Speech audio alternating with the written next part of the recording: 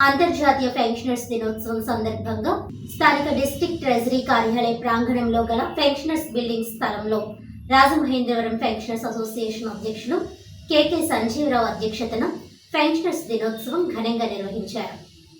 ఈ కార్యక్రమానికి డిటిఓ ఎన్ సత్యనారాయణ ముఖ్య అతిథిగా, ఏటీఓ కె పూజా విహారీ విశిష్ట అతిథిగా, రాష్ట్ర ఉపాధ్యక్షులు సిహెచ్ఎం భాను, జిల్లా కార్యదర్శి ఎం పార్వతి, నగర ఎన్జీఓ కార్యదర్శి సేవా ప్రవీణ్ కుమార్, శంకర వీరశేఖర్ ప్రత్యేక అతిథులుగా హాజరయ్యారు. ఈ సందర్భంగా పెన్షనర్స్ పితామహుడు డిఎస్ నకారాకి సభికులందరూ పూలమాలలతో ఘన నివాళులర్పించారు.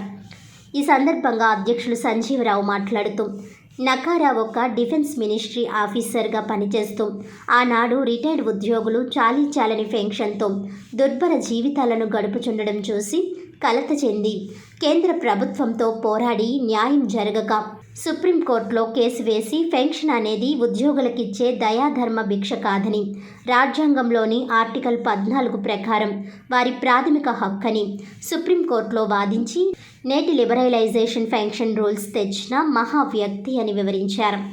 ఆయన కోర్టులో కేసు వేసిన 17 డిసెంబర్ తేదీని జాతీయ పెన్షనర్స్ డేగా జరుపుకుంటున్నామని తెలిపారు. ముఖ్య అతిథి డిటిఓ సత్యనారాయణ మాట్లాడుతూ, లైఫ్ సర్టిఫికేట్ జనవరి నుండి ఫిబ్రవరి 2025 లోపున సమర్పించాలని, గతంలో ఇచ్చిన లైఫ్ సర్టిఫికేట్స్ పనికిరావని తెలిపారు.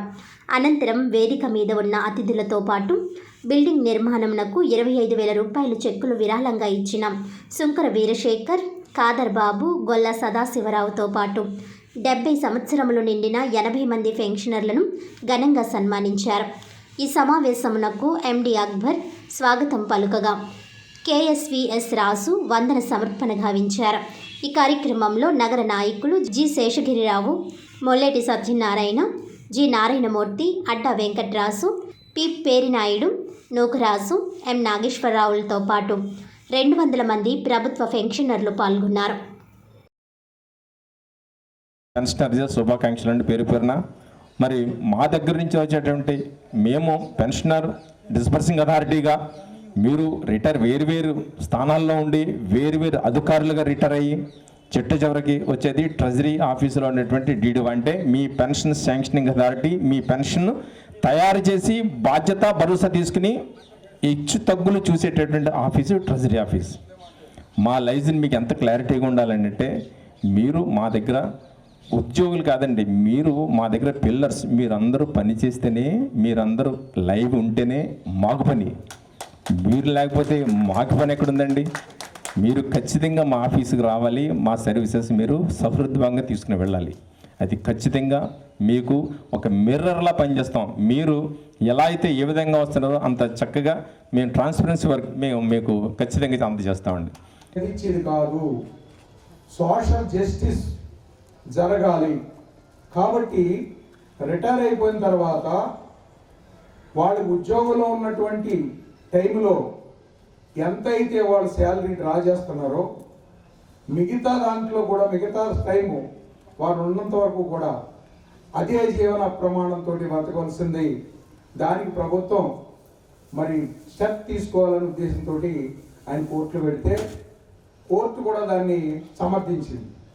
ఇచ్చేదంటే 35 సంవత్సరాల నుంచి 40 సంవత్సరాలు ఉద్యోగం చేసినటువంటి ఉద్యోగులు రిటైర్ అయిపోగానే వాడికి 50% కూడా లేకుండా ఆ రోజుల్లో ఏదో యావరేజ్ పెన్షన్ ఆఫ్ 10 years అంతా క్యాలిక్యులేట్ చేసి దాన్ని 1/3 ఇవ్వడం అంటే ఆ రోజుల్లో ఎలా ఉండేదంటే 150 రూపాయలు 200 రూపాయలు వచ్చేది పెన్షనర్.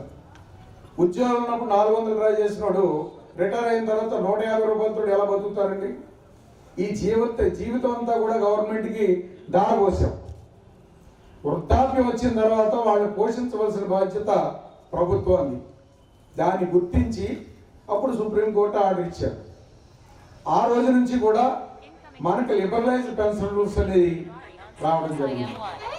అప్పటి నుంచి ఇప్పటి వరకు కూడా స్టెప్ బై స్టెప్ తర్వాత మన సంఘాలన్నీ కలిపి